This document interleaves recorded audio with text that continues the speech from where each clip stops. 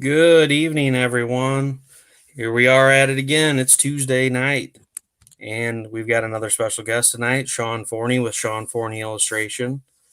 I won't waste any time. Let's go ahead and bring him on out here. How's it going on? Going pretty good. How about you? Uh, we already talked about Yeah. Today's been a doozy, man. Well, hopefully the rest of the night goes smooth for you. Hey, you know what? I made it home and I'm alive, so that's good enough for me. There you go. Sorry, dropping out the shares. Oh, yeah, yeah. StreamYard's been quite finicky lately. Like usually I can jump right in on the video when it says I'm live, but it won't let me jump on until it's been on for 30 seconds. It says error can't load. So Yeah, yeah, yeah. I don't know about that. So it's good to have you on tonight. I appreciate you coming on the show. Got a little bit of stuff to talk about tonight, a couple projects that you're working on. Yeah. I appreciate you having me on so we can, kind of go through those and chat a little bit about them and whatnot.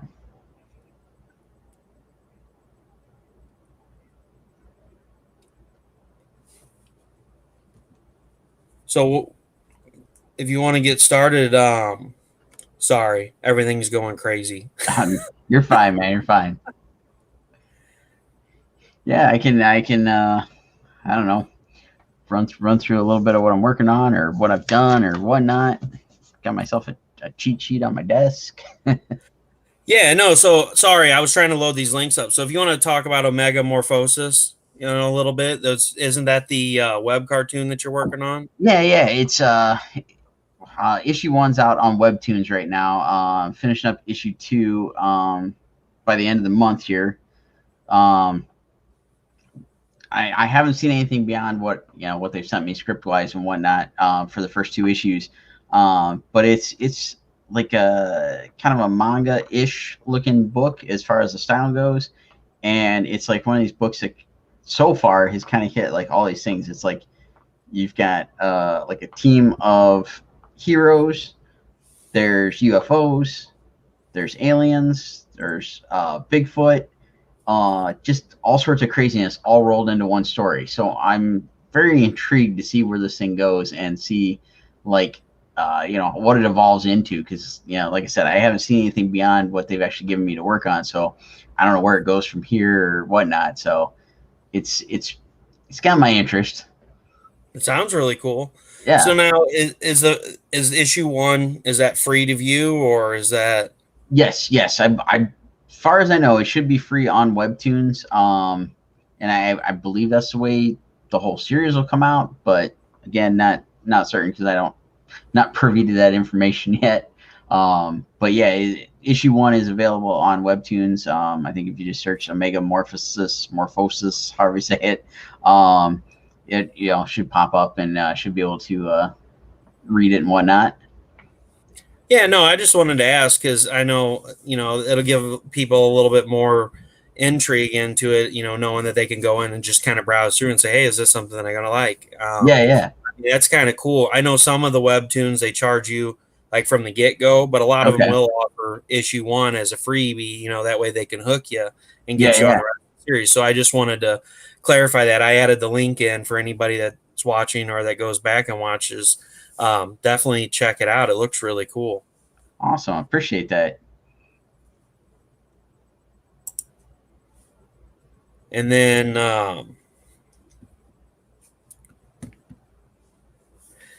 what about Dude Bro? That was one of the other things you had brought up.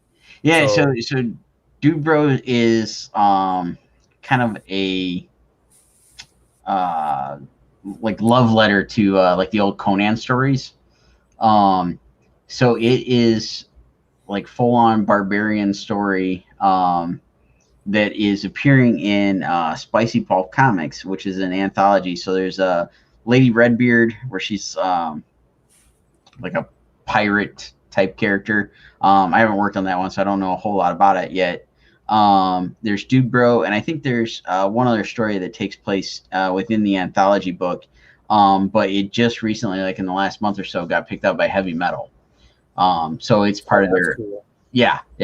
So it's part of their virus imprint, and I'm working on I think it's technically the 5th issue of Dude Bro, if I'm not mistaken. So I'm working on the colors for that. We just kind of got started on that here recently. But I've done a couple of the colors for the covers for the last like 2 issues of the Spicy Pulp book, plus some various other odds and ends that appear in the book, like pinups of I think the book's called, the story's called Hell Witch. It's one of the other characters in that anthology. So I've done the Lady Redbeard covers, the Hell Witch, and then some of the Dude Bro stuff. So pretty exciting to get to sit there and say that I'm doing something for heavy metal. Yeah, that is pretty cool. Heavy metal's been around a long time, and they've had a lot of stuff, and that sounds really cool. So it's a love letter barbarian. You said Conan love letter kind of thing. Yeah. I mean, it's very much in vein of the old classic, like 70s era Conan stories, like Marvel. It's he's a straight up barbarian looking character, except he's got stark white hair, and it kind of follows that classic barbarian adventure story, and it's a lot of fun. I'm a huge nut for like the Conan the Barbarian type stuff, Masters of the Universe, anything that's kind of in that vein. It's right up my alley. So it's a lot of fun to get asked to be part of it. Yeah, it sounds really cool. And then the other project that you said you were working on as well was the Poe Macabre. I have such a problem saying Macabre. Macabre Master. Yeah. So a friend of mine, Kevin Meinert, just a couple months back, did a Kickstarter for the first issue, and he brought me on to do, I believe it's going to be a variant cover for issue 2. He should be unveiling it here pretty soon, because I know he's getting ready to launch the Kickstarter. It's through, hopefully I can get the name of the publisher right, Bardstone Publishing. So it's actually 3 of my good buddies, Brett Pinson, Scott Zambelli, and Kevin Meinert. They're all each doing their own independent title, but they're working together to run their Kickstarter. They also do a podcast that they promote and whatnot. And so it was just really cool to get asked by a friend to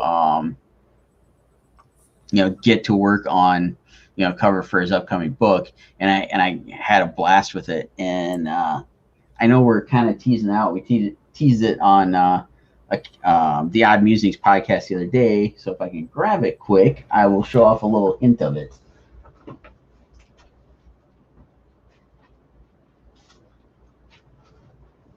So it's kind of show off just a little bit of it. So it's playing up the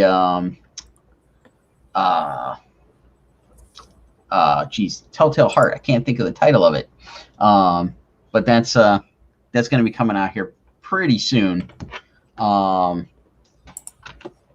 They should be launching the Kickstarter here, I would believe, in the next couple of months, for issue 2, and then let's see what else they've got cooking up as they launch the Kickstarter and launch some more of their titles through their publishing company that they've put together. Very cool. And so I got a couple of pieces of art that we can show up here. So you had a Vampirella Red Sonja cover here. I guess it's probably been I guess it's been longer than that. It's been probably almost a year now, hasn't it? Yeah. It came out last September. So yeah, we're right around that 1 year mark. So yeah, it was a store variant for Flying Monkey Comics and Games here in Delaware, Ohio. It was literally, I was on the flight home from San Diego Comic-Con last year, and we finally got all the details worked out. So I was on the plane on my iPad sketching out layouts so I could knock it out, because I got home like it was either Tuesday or Wednesday, and I had to have all of the artwork done by the following Monday. So I was like, slamming through a bunch of sketches to do the thumbnails, get an idea, and then do the pencils, the inks, the colors, and get it all knocked out so we could get it off to the publisher, so that they had it in time, so we got it printed and all the stuff that followed. So it was a pretty crazy whirlwind to get it done, but it was a lot of fun. And then, of course, one of your own creations, we've got the Scarlet Huntress Adventures. Yeah, that's our most recent Kickstarter. We launched it last year, and then this spring, like March, April, we got all the books shipped out and got off to all the backers. And we were able to hit C2E2 back in February, so it was the only con we got to hit this year with the books. But it's gone over pretty well, both the Kickstarter and what we've been able to do through some of like our Facebook live sales, things like that. And since you brought up the Scarlet stuff, we're actually in works of getting together a Kickstarter. So I tried to grab my visual aids here. So we did the Scarlet Field Guide to Cryptids back in either 2009 or 2010. And it's basically Scarlet's like personal journal of all the creatures she comes across. So let's see if I can find a good page here to show off. My buddy Jay Fife did this amazing turtle illustration. So it's basically, Scarlet's take on all the creatures she comes across, not only fighting werewolves, but all these other things that she either fights, interacts with some way, shape, or form. So she keeps kind of her notes of, what they're like, and, has kind of eyewitness accounts. So we get a bunch of our friends to do up some artwork for the book of the various different creatures and whatnot. And those are kind of the the classic eyewitness accounts. Like, well, I thought that Bigfoot looked like this, and so we get different interpretations. Like, I've got a couple of friends that are each doing Skinwalker, so I'm very intrigued to see what each one comes up with, what their version of a Skinwalker looks like, and then that'll be in a book, and have different notes of, well, this person said it looked like this and that. So it's it's kind of a fun little play on what we view that she thinks the stuff is, and then to get to interpret all the other artists that are contributing artwork, kind of get their take on it, and then so we can play that up in the story and within the credits, so that it's it's not just, hey, artwork by so and so. It's like, hey, this is their eyewitness account. This is what they thought, and they kind of get worked into the story a little bit. And I really like that. And that's what I did with, Xeno Nanite Titan, was I gave each of the artists a piece, and I said, it needs to incorporate this from the story somewhere in it, but I want your interpretation of the character. And I think it really brings the pieces to life, and it's really cool to see other people's take. Because, I mean, like reading a book and reading, stuff like that, without the visuals, you always have your own interpretation of it that you put out there. But to have other artists do their interpretation and have the freedom to do that, that's really cool. And I know a lot of artists really enjoy that. Oh, and yeah. I have to say, too, when you were speaking of wolves, I love how you did the reflection of the wolf in the sword. That is awesome. Oh, thank you. I had a blast for that cover. That was when we were getting ready to launch that Kickstarter for that one. It was like I wanted to come up with something that was, kind of like the, typical striking cover, something that I would think that would grab people's interest, but I wanted to have some fun with it. And it's like, how can I do something with her? Throw the werewolf in. And obviously not a direct homage, but kind of thinking of the McFarlane Incredible Hulk cover with Wolverine and Hulk and the reflection on the claws. And I was like, okay, what can I do to make this work? And so Dan came to mind, played it up, had some fun with it and whatnot. And I gotta give a shout out to my buddy Jalen Warner's there in the comments, and he's one of the artists that contributed some stuff to both this first version we did of Scarlet's Field Guide as well as the new version. And we've got a ton of other friends that are all contributing some different creatures and pieces and whatnot. So I think everybody will have a little fun seeing all the different interpretations of all these mythological animals and beings. And speaking of beings, here is one of the most recent pieces that you have done for Rodney Fike's Roadkill Rampage, which just ended last week. And Yep. This was the pinup that you did for it here. Yep. Yeah. So Rodney today, I actually sent it off to him. Tina volunteered him to flat it for me so I could get it colored. So I got the inks finished up the other day, and he's got the flats. He's got it sent off to me, and I'll get that colored hopefully by end of next week so they can get on with all their printing and whatnot to get their Kickstarter fulfilled. But it was a lot of fun when I saw the initial pieces of art from their book. Just seeing that car, I was like, okay, I got to do something with the car. It's one of my favorites, the '69 Charger. And so I was like, okay, what can I do? What can I do? I read through the story, kind of connected with the idea of the character Tess there, and because it all deals with the animals taking their revenge and whatnot. I decided to include that little shot of the bunny on top of the car, and somebody gave me some kind of grief about it, and I was like, well, it's gonna be like the bunny from Monty Python and Search for the Holy Grail. So you can't really see it in there, but when you get kind of close up and zoomed in, he's just covered in blood. Yeah, I remember who that was. That certain somebody was Amanda Gilliam. Oh, that's what it was. It was when you guys were live with her and you guys did that kick-a-thon with her. Yes. And she's like, oh, that bunny is so cute. And you're like, well, it's not going to be cute when I get done with it because just think of the white bunny from Monty Python. I was cracking up because the look on her face, she was like, oh.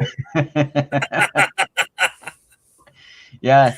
Every once in a while we can get one, get a surprise in there. Hey, Lewis, thanks for joining. How's it going, Lewis? So, Lewis, in case you missed it, I'll flash it up for you. I know you like seeing this kind of stuff. Lewis has been enjoying ravaging the interviews lately, looking for new cover artists. So, oh, nice. Well, I am always looking for more projects like that. So, I know all my info is up on all the stuff that Russell's got shared. So there you go. Yeah, and I will add the link tree too in the comments for anybody that's interested in following Sean's work. I will copy that here in a minute. Oh, awesome. And then since you just joined, Lewis will show off. Here was the piece that Rodney did for a pinup for a Roadkill Rampage that just ended last week. And then, of course, here is his Vampirella Red Sonja cover from last September.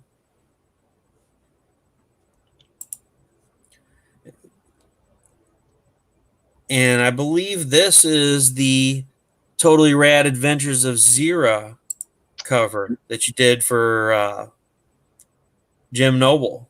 Yes. With the current Indiegogo that's going on right now. So for those of you that haven't seen it, definitely check out this campaign. I believe as of right now, there's only 2 days left and may only be 1 day left. I think yesterday was 3 days left. Okay. I don't know. It gets confusing. If it was in hours, it'd be so much easier. Oh, yeah. 3 days could be like 72 hours or it could be 49 hours when you look at it. But, right. Yeah. Yeah, this is actually one of 2 covers that I did. I did another one where she's like kind of swinging on a lamppost in the city and whatnot.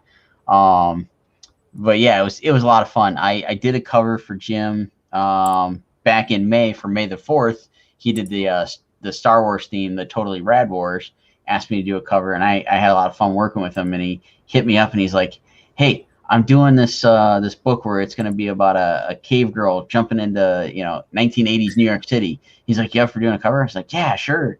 And so I like almost immediately sat down and roughed out a bunch of thumbnails and sent them over to him. And he's like, I wanted to, and I always like number my thumbnail sketches so that people can tell me easily which one they want to do. And he's like, I want to do number 2 and 5 or something like that. It's like, oh, 2 of them. I was like, I think I can make that work for the deadline. And so I did. I tried to knock him out as quick as I could for him because I knew it was like he was down to the wire of wanting to launch the campaign and whatnot. So it was like, trying to figure out the quickest way to knock out something that made it look like a cave girl in the city. And I'm like, I can't draw all the Times Square in the amount of time that I have. So we'll do some silhouettes of buildings.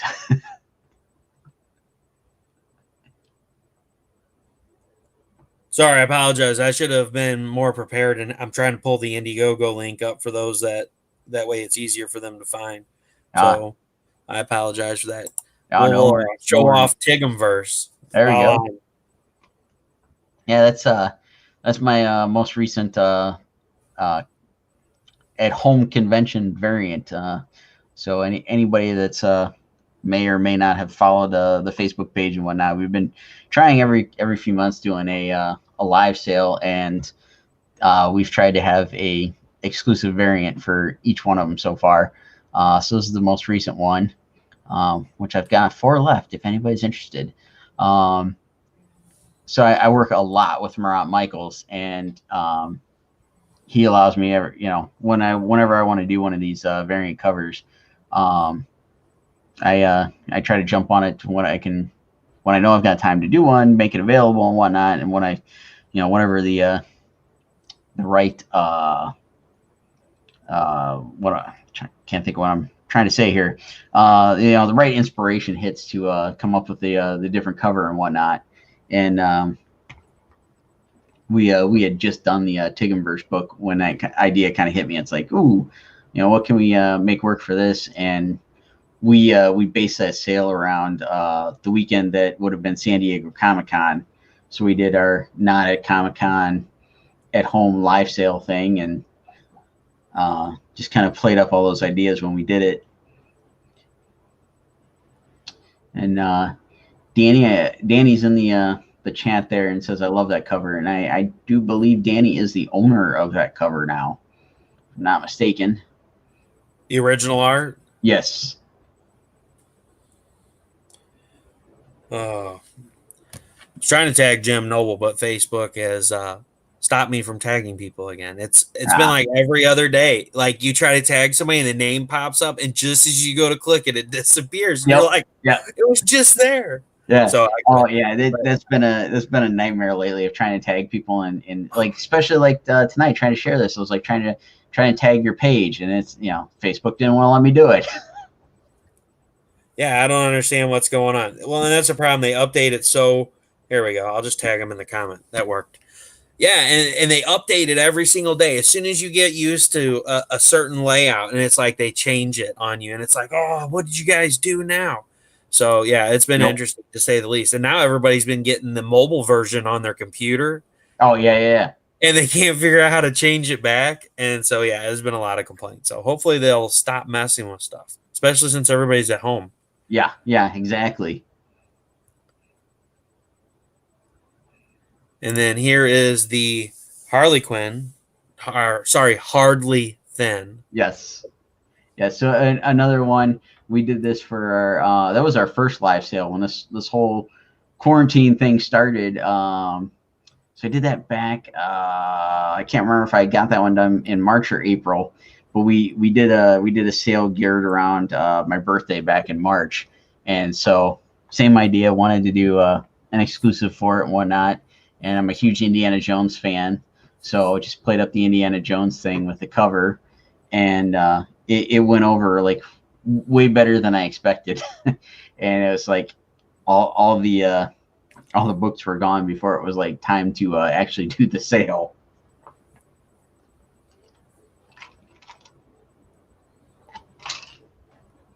And for anybody that's wanting to follow Sean anywhere, this is the Linktree link to all of his pages.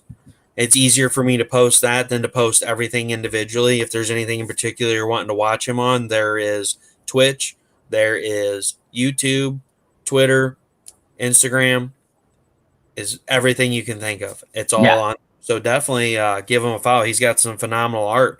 And speaking of phenomenal art, something that I want to talk about while we've got quite a few of you guys in here is this. So I'll let you talk about it, Sean. I'll leave it for you. Sure. So as what's up on the screen there, Thursday Night Throwdown, we're over on Rodney Fike's channel on Twitch and Facebook and YouTube. So it's Art of Rodney Fike and Hasm Productions. And then Friday Night Draw is on my social channels on YouTube, Twitch, and Facebook, which again, those are all on the link tree that Russell just shared for everybody. 8 p.m. Eastern, both of those nights. We start off, we come in, we chat a little bit, And then we dive into doing a sketch off battle. We've got a timed 30-minute 6x9 drawing that we do. It's just in pencils for the 30 minutes that we do it, but we ask all the audience to, like, in advance, give us some ideas for characters and whatnot. So, for example, this Thursday, we are doing Star Wars, because this would have been Star Wars Celebration Week. So Thursday night, we're doing Dark Sides. We came up with a list of Dark Side related characters, Imperial troopers, yada, yada, yada, so on. And I think General Grievous won, didn't it? Yeah, right. Thankfully not. So we put up the list. Tina made a Facebook group for us, and we put up a poll in there, and everybody votes. And so we take the top 2 that have won the voting by the time Thursday rolls around. And then Rodney and I, we choose who's going to draw what. We do that sketch. We offer them up for sale, and we try to make it affordable for anybody that's watching. So it's a 30-minute sketch for $35, and we do free shipping if anybody claims it during the live stream. So you got a good hour and a half, maybe 2 hours. You can come in, claim the sketch that we're working on, and we give people the option. We can add color and inks and stuff for additional money and whatnot. But we start off with just the $35 pencil sketch, and it's whatever we get done in that amount of time is what we make available. But it's just a way for us to have some fun, kind of just dive in and do something that's maybe not something we would do every day or take the time to do. So it gives us a little chance to do something like that. And like I said, we try to get everybody that's watching, we try to get everybody's input, get everybody kind of in there throwing in what they want to see, what who they think would win in the fight, those kind of things, because we're trying to build that participation with anybody that's watching, try to get that community going. And so it's like, we try to take all that into account. We sit there, we work on the drawing, we chit chat while we draw. We try not to get frustrated as we get call outs from our producers going, you guys are down to 5 minutes, and it's like scramble to get everything done. But and every once in a while too, you guys have special guests on, like so like was it last week or was it the week before last? So Jalen Warner was on with us last Thursday, and then the week before we had Nate Lovett and Brian Silverbacks. So we try to get somebody on every so often to have some fun, and it gives us even more of an opportunity to just sit there and BS. We just go back and forth, talk about basically old war stories. What happened at this con, what's it like working on this project, whatever. And when we're done with that quick sketch thing, we will dive into whatever commission we're working on for the day. We usually try to theme stuff around whatever the heck I've got on my commission list, and I pull out a piece and go, hey, tonight we're working on Thanos, and so we gear everything around that. But again, it's basically just Rodney and I getting a chance to sit there and talk. We try to, like, I don't want to say cover like current events or anything, but we do try to make it to where we can talk about, hey, they released the trailer for the Snyder Cut. We can sit there and talk about that for a little bit. Or, hey, we saw, such and such toys are coming out, or, just whatever. Or the Seth Rogen Teenage Mutant Ninja Turtles that we got worried about for a minute. Yeah. It's just something fun, something that's in the nerd culture, the nerd realm, that we can just have some fun with. And, basically it's just us, doing the same thing we'd be doing at a con, sitting there chit-chatting. And yeah, Warner chimed in with keeping up the Comic-Con chats. It's the same thing that we'd be doing in a hotel room after the con, working on a commission at the end of the day. And we're just basically inviting everybody in to come watch what we'd be doing in a hotel room, as we're sitting there, having having a drink or, whatever, while we're working on a con sketch, essentially. And, we also try to like dive in and talk about like tools, techniques, things like that while we're working. And just, hopefully make it, not only entertaining, but maybe a little bit informative for anybody that's, so inclined to, want to take up drawing or something of that nature, that they might be like, hey, what kind of pen are you using? What kind of brush, pencil, whatever. we try to dive into all of it. Yeah, because I know one night we got heavy into talking about watercoloring. Yep. Yep. Yeah, and it's just, that's, we just kind of like take it wherever it goes. We try not to like get too hung up on like planning it out and trying to come up with like a strategy. And yeah, and Warner brought up another good one, food of the gods. Like we'll talk about, kind of different kind of food we love, food we miss. We do, let's see, it's food of the gods, flub of the week. We talk about whatever we goofed up, during the week and how we were able to remedy it, come back from it, that kind of thing. We do, like I already mentioned, we do our favorite tool of the week. We do like something that inspired us, whether it's a person or something we saw, watched, listened to. And then we've been trying to kind of like spotlight fellow indie creators. We've literally been drawing names out of a bowl to be like, hey, this is some person that we know that works in comic books and does this or that, and we try to give everybody a little heads up of somebody else to go follow that's out there. And like I said, we've been fortunate enough to have some friends come on that we can talk with them about the kind of stuff they work on, what they do, and kind of spread the love that way too.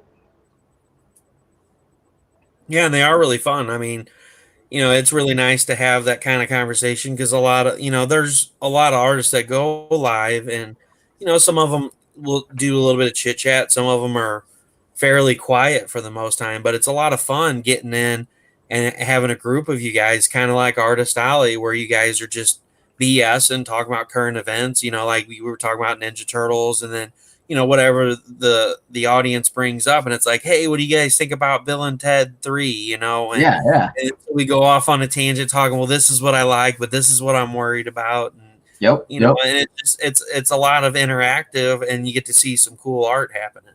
And I'm really excited. I really hope Spaceball Night becomes a thing. I mean, you've got to make it happen. I mean, we gotta have, Dark Helmet and Barf and Pizza the Hut. So you got to find somebody that's willing to draw one of those three characters because it'd be awesome. Or always Lone Star. We could add Lone Star in there too. Have a little jar of jam. We got to make it happen. It's like everybody's given us so much stuff that like Steph has literally made like a giant list on a notepad of like everything that we can think of to do for these drawings and whatnot. And Warner says, sign me up for Spaceballs. I mean, he's the first guy that comes to mind when we're doing something goofy like that. And it's like, and he hit the nail on the head. It's like, what are we going to do now that cons are canceled? And like I said, this for us, it's also like therapeutic in a way. And, we can sit there and it's like Rodney and I live probably about maybe a 2.5 hour drive apart. And like Warner, for example, he's in Chicago. So, it's not an easy trip where I can go see him. So it's nice that we can get online, do this, sit there, have fun. Same kind of thing, again, like we do at a con. And then we just get to invite everybody to come join in with it and, kind of see that inner workings of like the goofy stuff that we do, during the con, after the con, whatever. Yeah.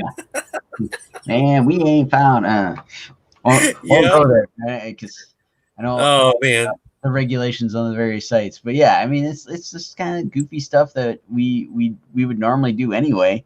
But this is our next best thing to a con. It's like we can sit there, interact with not just ourselves, but we can interact with anybody that wants to come watch us hang out. It's like I'm sure you've probably experienced it. You're at a con, you're sitting at a table, you're working on a sketch, and somebody comes and they're like leaning over, trying to see what you're drawing. It's like, oh, I don't mean to bother you, all this stuff. It's like, it's no bother. I'm used to it, whatever. And now people can do it without that worry of, lingering over your shoulder, like watching you or whatever. They can just come hang out, sit back in their, whether it's their couch or chair or, desk, whatever, watch us sit there and doodle. Yeah, you don't have to worry about that con smell while you're sitting there doodling. Yeah. No con funk, no con crud, no, any of those other drawbacks. It's like, I can get up and use the restroom whenever I need to. I can refill my drink and it's not $8 a drink. And, yeah, for a 4-ounce bottle. Yeah. Here's your water. It's in a shot glass and it was like $12. Exactly. Taking sips to make it last. Yeah, exactly. Yeah, and it's a lot of fun because there's not the line, and that's something that I always try to emphasize is, and that's what's been great about the online platform. When I started Art Exposure several years ago, it was my goal was hey, let's get in and talk to these artists and let's show off their art. Here's a couple of covers that the artist has done, and back then there really wasn't a lot of the StreamYard and Zoom and all that. It wasn't real big geared towards doing the online thing. Hey, Tina, thanks for joining. Hey, Tina. And so I always felt it was better than doing a con because at a con, I've always enjoyed them. I went to C2E2 last year. I took my son, my wife, and my daughter. We all packed up and went to Chicago because Chicago's like a 4.5 hour drive from us because we live about 45 minutes west of St. Louis. And so we went on and we had a lot of fun, but it's so much walking, and then you walk in there and it's huge and it's overwhelming because you're like, all right, Sean Forney's here, Jesse Wichman's here, Scotty Young's here, and you got all these people that you want to go see, and then like the maps are always halfway done, and then there was last minute changes, so now this person in A3 is over in Z22, and it gets overwhelming. And then when you finally find the table that you want to be at, and there's like 80 people in line, it's like, I don't know how I got lucky. I happened to go to Scotty Young's table right as they went to lunch, and there was like 5 people in line because they wanted to go do something else instead of wait in line. And so I was just standing there, and his rep was standing there. He's like, "Hey, what are you wanting to get something signed, or you just wanting to say hey, or what?" I was like, "Well, I had a couple books I wanted to get signed." He's like, "Well, he's not here right now. He'll be back in like a half an hour, but you'll probably want to stand here because you came at a really good time." About 10 minutes ago, before he left for lunch, this line was all the way down Artist Alley. Oh, And I'm like, what? And I had a CGC witness with me, and I'm like, hey, man, I'm like, do you mind waiting here? He's like, sure, I need a break. I was like, cool. And I mean, by the time lunch was over, there was at least 200 people in line. It went all the way down Artist Alley at C2E2. And if anybody's been at C2E2, you know how big that is. And, Scotty was awesome. And when I got up there, even though he had a whole long line of people, he got up and gave my son a hug and asked if he could take a picture of him because my son was dressed as the Hulk. And he looked like a mini Hulk character like Scotty Young would draw. Hey, man, I want to take him with Flat Stanley. He's like, here, let me get a picture with them. And my son was super excited. And I love that. But you don't always get to do that. You don't get to have that one-on-one interaction. You don't get to have that excitement. And so I was like, let's do this online platform so people can really see the face behind the name. I mean, everybody buys a piece that has, Todd McFarlane's cover on it, or, Scotty Young's cover, or Sean Forney's cover, or anybody's cover, but you don't really know who that person is. You've seen pictures of them, but you don't get to know them. You don't get to, right. Breathe into the soul of the person that is drawing the art that you really enjoy. And I think that makes the art a lot more appealing when you get to know somebody and you're like, hey, they're really cool. They're super nice. They're fun. They're down to earth. They have some awesome conversations.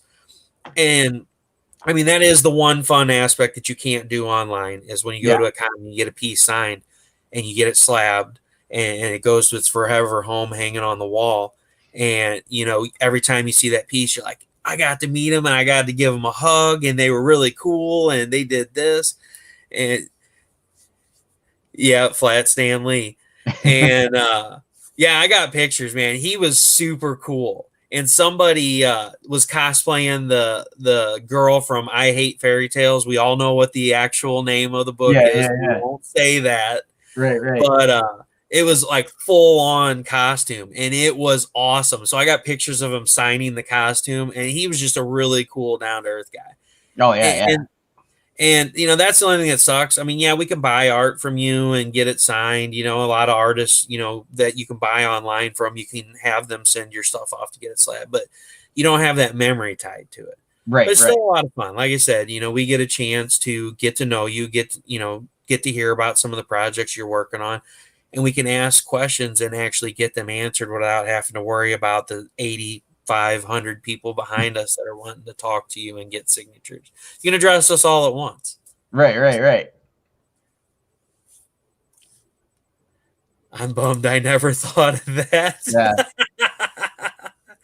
Oh yeah, it's legit. You know, he had the little cutout and it was laminated and everything.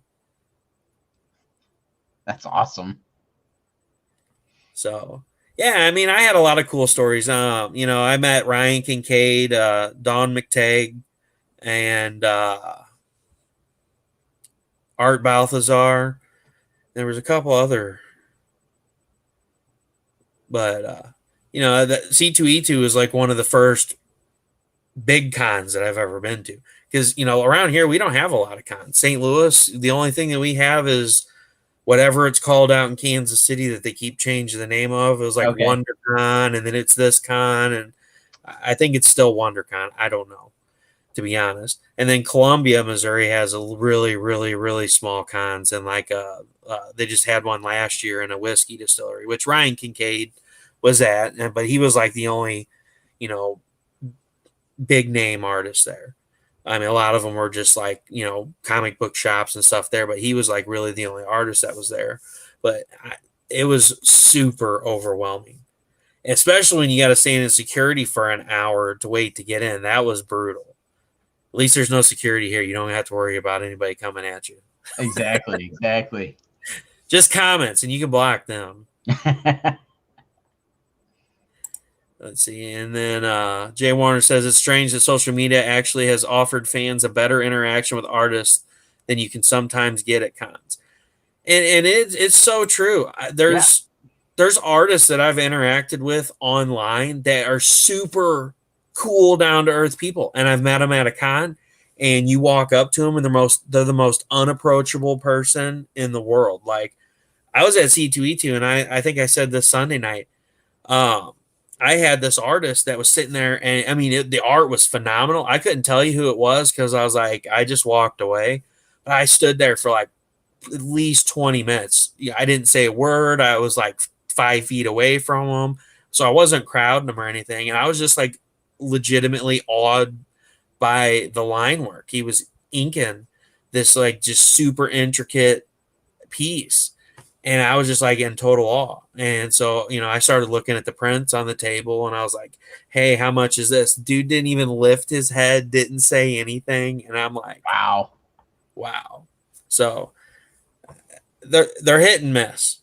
But yeah, it's amazing. You know, what social media has allowed us to do. I mean, this was something that was never thought of. And, you know, when this all was brought forth. And Oh yeah. it's really made a difference with COVID. There's a lot of people that are locked at home that have a lot of bad going on in their life and they need something positive. And that's why I think it's so awesome that you guys all take the time to do Thursday night throwdown and the Friday night live draws and stuff like that, because it gives people something to look forward to. Everything may be bad in their life, but they know on Thursday night they can get on and they can shoot the crap with you guys, watch some beautiful art be drawn, and it'll take their mind off of things. And although it may be temporary, every night somebody's got something going on, and you can see somebody creating beauty in a time of darkness. And I think it's really great.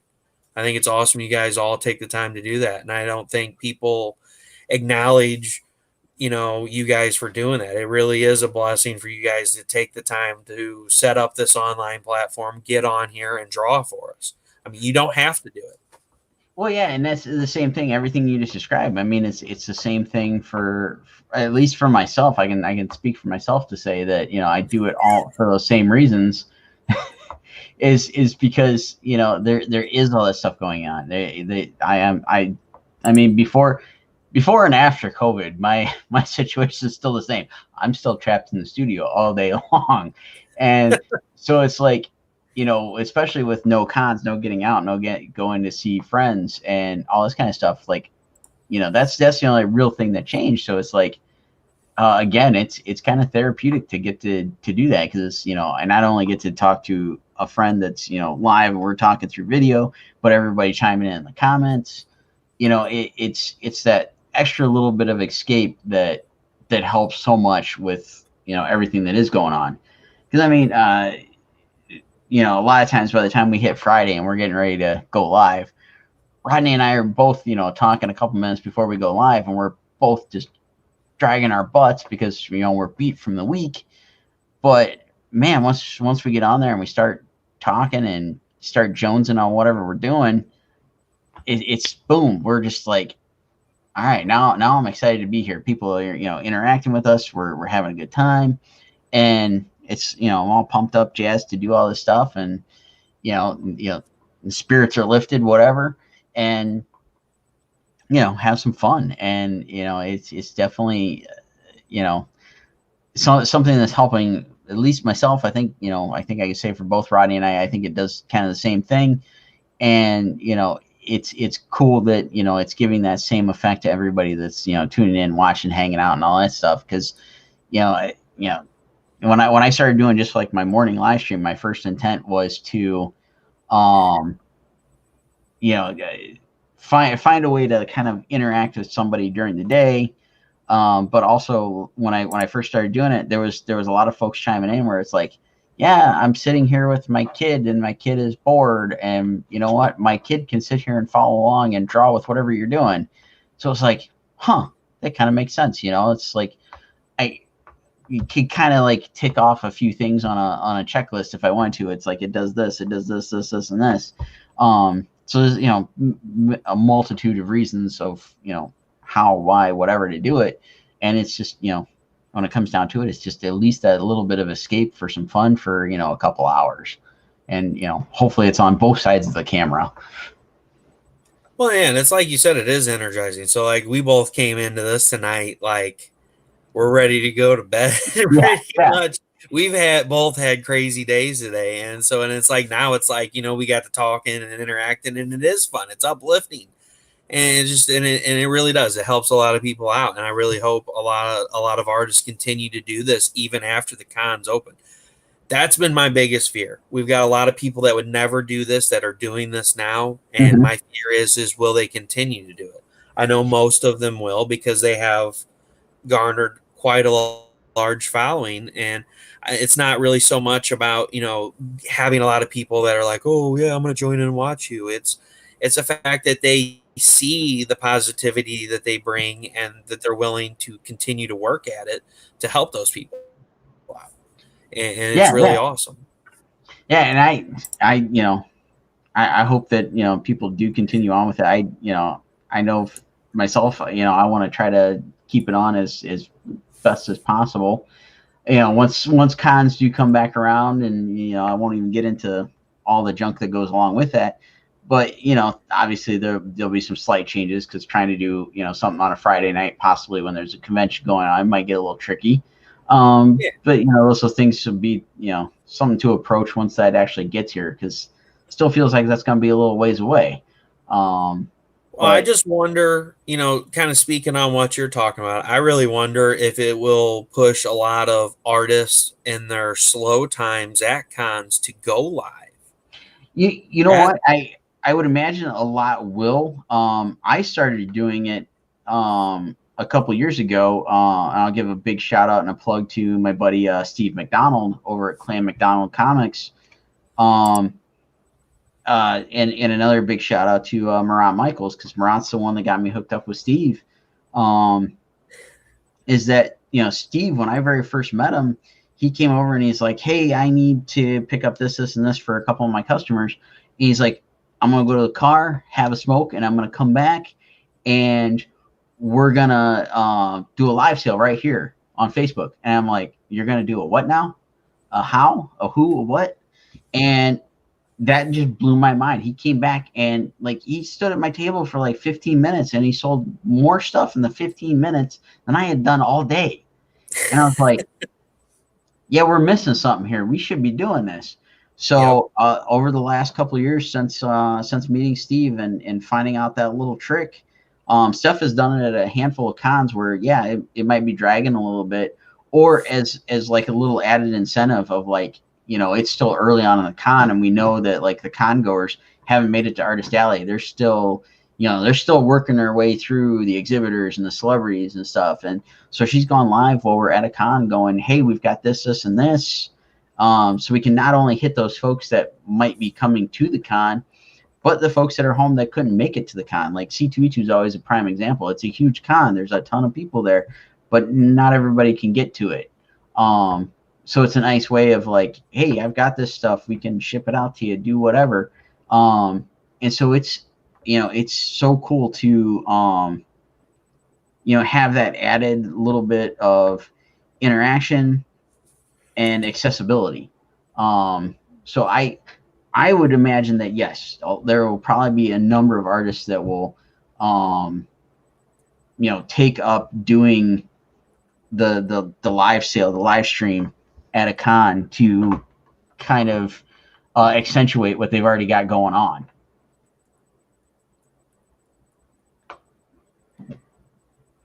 Yeah, and sorry, I'm messaging Jay Warner. So well, and Fridays are always the biggest day. So Friday, everybody rolls in like me, and they get their whole huge stack of books that they want to get signed. Because I'm a huge advocate for on-site grading. I want my books graded on site, and I want to take them home with me because I'll be darned if the freaking postal system gets hold of my books. Especially lately, the pieces for my book, 2 pieces of the original art for my book got damaged being sent. I was able to press it out, but it's still the point. Pants on. Randy's here. So yeah, and so I always go in. I try to map it out. I mean, they did a little better last year. They had it in the app where you could look up where they were at. It doesn't really help when you don't know where that is. Like A13, like you go look and there's like half of the signs are up and the other half aren't. But I go through and I get all my signatures done and all my books dropped off at on-site grading, and then Saturday I do my perusing and I go and talk to all the artists. But Sunday is like always the worst day because it's just like everything kind of dies because half the people go ahead and leave to go home because they got to work on Monday. And so Sunday is always the big day where you see them doing the live videos from the cons. Oh yeah. The comments are getting lit up. I'm always roll sans pants, my brother. Squirrels are the devil. I gotta say a big old meh to Randy. So, and I don't know, the pants thing. It's become the running gag for Thursdays and Fridays now. And apparently, it's hit you now. So, good luck. No, so let's back this up a few months. So pantsless pizza is a legitimate thing. It's happening. So months ago, I got the whole thing rolling with Pantsless Con 2020. Nice. Because like right now, I could not be wearing pants and nobody would know the difference. Right. And so we were on a live stream and we were joking around, and Phil Lockler, he runs Demon Nation. Shout out to Demon Nation. If you're not a member, check it out. He's another guy that does shows like this for me, for artists and stuff. He does the same exact thing that I do, and we're good buddies. Well, he was in the chat and he was like, at the time his girlfriend had made pizza. And I'm like, hey man, I'm outside your window, throw me a bone. He's like, whoa, dude, what if I didn't have any pants on? And I'm like, that's all right. It's just pantsless pizza, extra meat, and so, what started out as a joke now is becoming a legitimate business partnership. There you go. There will be a lot more that will be revealed later on, but we're in the talks of doing a book and doing shirts and aprons, and we're actually legitimately rolling on with this. So, I mean, these are just more people to join the Pantsless Nation. So there you go. I mean, I don't remember what exactly brought it on, but when we had Jay Fife on with us, like this was like really early on, like a couple months back, and the whole thing went on about Jay not wearing pants, and it just kind of built on that. Andre, who usually chimes in the comments, he was just he's the one that remembers everything that we do, and so he chimes in with impeccable timing. I just like busts everybody's balls as soon as we get going on something. He's got the perfect timing and the right exact comment to throw out there. So Yeah, I get pretty rowdy on Artist Alley. I'm really bad. I'm more reserved in your guys' shows just because there's new people in there that I really don't know. But like, if they're ever on when I'm in there, I'll join right in the train. I will be Oh rolling yeah. right along with them. We're gonna make it tenfold as worse as it can get. I'm terrible in the comments. Like, I try to stay out of it, and then I just somehow get sucked in. It's like a black hole, and you're like, "Oh, this looks fun," and you jump in, and the next thing you know, you guys, we've just totally derailed the entire show. Like, nobody can even think straight. Nobody's even paying attention to the art going on because there's these crazy conversations going on. And then we all remember there's art again. We're like, "Hey, that looks great." All right, back to talk about pantsless squirrels. You know. That's exactly how it goes. I mean, I think it was last week we were just busting up laughing so bad about stuff because it's the same thing. It's you get everybody chiming in on the comments, you get Rodney and ourselves, and then if like I know one of the last times when Warner was on, we just got to rolling laughing. And then, Tina and Steph in the background, producer A and B there, just chiming in with stuff that most people can't hear on camera. And we're just busting up laughing because they'll be in the other rooms, texting or calling each other while we're on trying to stream. And so, it's a bunch of just stupid inside jokes that just start getting tossed out everywhere. And again, we've got the Canadian comments going because Andre's not even here to defend himself. And it happens. Well, I do want to take the time to show off a couple more pieces of your art before you go. We're coming up right around the hour mark, so I do want to flash up here this Lady Death piece that you have. Yeah, that was exciting. That was the first Lady Death cover that I got to color. I'm probably gonna butcher her name, but Genevieve Brumal. I hope I said it right. She did the line work, and I got to do colors on that one. And Did you say Jen cool. Brumal? Yes. Yes.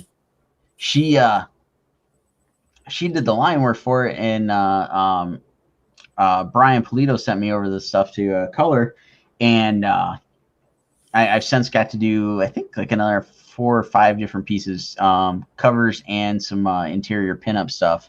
So it's just awesome to get the chance to work with Brian. I don't usually have much interaction with the actual artist, but I don't know. I've always admired all the stuff Brian's done with doing the self-publishing stuff, and what he's able to achieve anymore with doing the Kickstarters and all that kind of stuff. Just amazing. And I got to chat with him the last couple of years at Comic-Con, and we finally got a chance to work together. So I just one of those things where it was like just ecstatic. Hey Dan, thanks for joining in.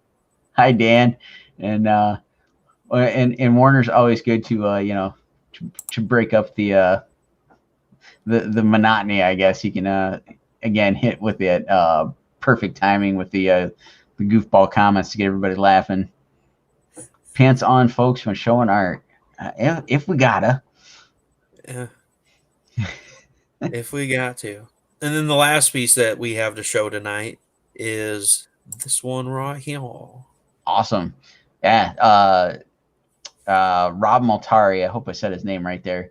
He contacted me about doing this cover, and he's like, "Hey, would you be up for doing an homage cover?" And I said, "Yeah, I'm pretty used to doing them with all the stuff we do with Do You Poo and whatnot." And he's like, and he sent me the John Byrne cover from Days of Future Past, and I was like, I'm a huge fan of John Byrne, and his his book also has a werewolf, and I'm like, I got plenty of experience on werewolves, so yeah, let's do it. So it was cool to get the opportunity to do that, and we actually ended up doing like a whole live auction with the original art once I got it done, and he had the Kickstarter going. So it's just a fun opportunity, and just getting that chance to trying to do something of try to get as close as I could to something of John Byrne's work. It was a challenge, but fun. I think it looks awesome. Thank you. I'm a huge fan of werewolves. I have my entire leg sleeved out with a werewolf on it. So Nice. uh, that's what caught my eye on your Red Sonja Vampirella. I'll show it up here real quick again since Ed joined in. That not not that one. I'm sorry, the Scarlet Huntress. My brain's not working.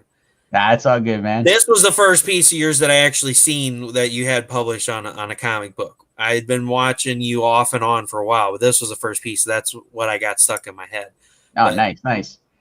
But that's what drew me in whenever you were showing this off. I was like, that wolf is awesome. I love it. I appreciate it, man. We've been doing the book since 2003. It started out as just some individual stories and a couple of anthologies. Then we've been trying to carry it on, doing the self-publishing thing, and crowdfunding has definitely changed change how we do it and what we're able to do with it. So we're gonna keep it going as best we can. And like I said, we're working on hopefully launching the field guide in October as a Kickstarter.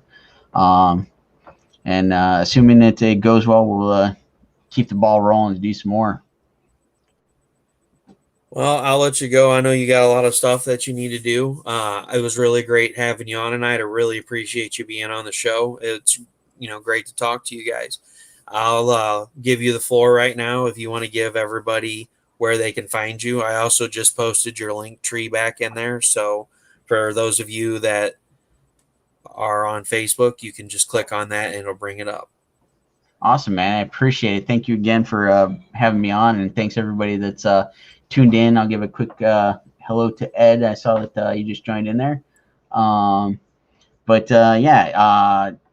Russell shared my link tree, but you can find me on Facebook at Sean Forney Illustration, Instagram, Twitch, Twitter, Tumblr are all at Sean Forney Art. And you can just go to my website, SeanForney.com, and you'll see everything there. Spelling of my name's up on the screen there. And then, catch us Thursday nights and Friday nights when we do the live stream at 8 p.m. Eastern. And then I also stream on Twitch, YouTube, and Facebook 10 a.m. Eastern, Monday through Friday. I do a quick little 30-minute warm-up sketch in the morning.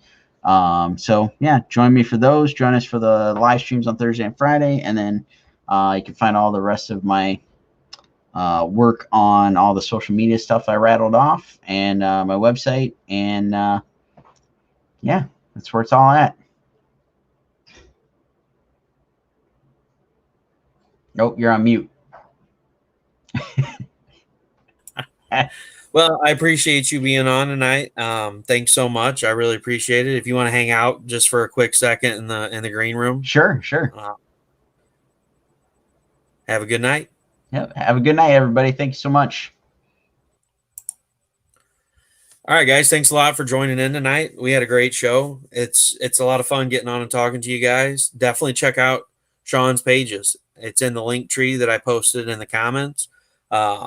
Join in, check them out on Twitch, Facebook in the mornings, the early morning sketches. And definitely, if you haven't seen it, check out the Thursday night and the Friday night draw.